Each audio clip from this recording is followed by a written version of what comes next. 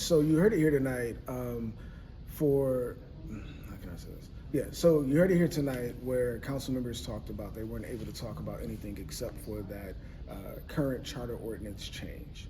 And so, one, knowing that we're talking about budgets right now, I thought it would be important to introduce a new position that essentially encompasses all of the things that we're looking to have within a city administrator.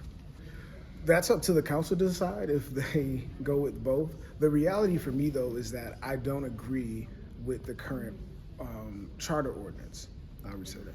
I don't agree with the current charter ordinance, and I've expressed that. And so this was my opportunity to present another option that the council could have a conversation about, and let's talk about it. So a large part of it is that overwhelmingly I've heard from the community that they want to have a mayor, and that they want the mayor to have the powers of the mayor, right?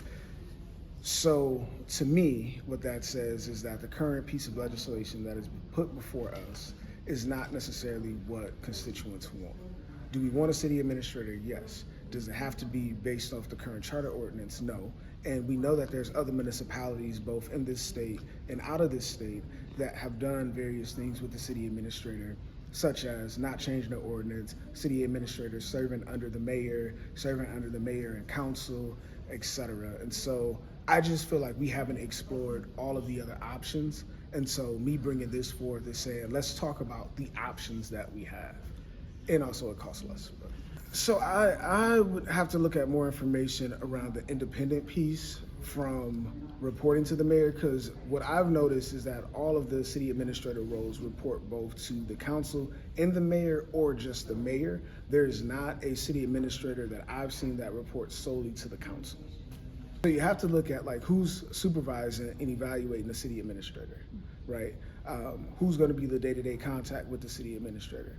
More than likely it's going to be the mayor, not necessarily the council. So I would say that I think that we have heard a lot of public comment around the city administrator. I would prefer that we talked a lot around like educating the community on what that particular role can and will be for the city. So in the current proposal that I'm proposing for the operations director, it's about $195,384. Essentially what I've done is said, okay, well, how can we afford this position without necessarily pressing too much on our budget?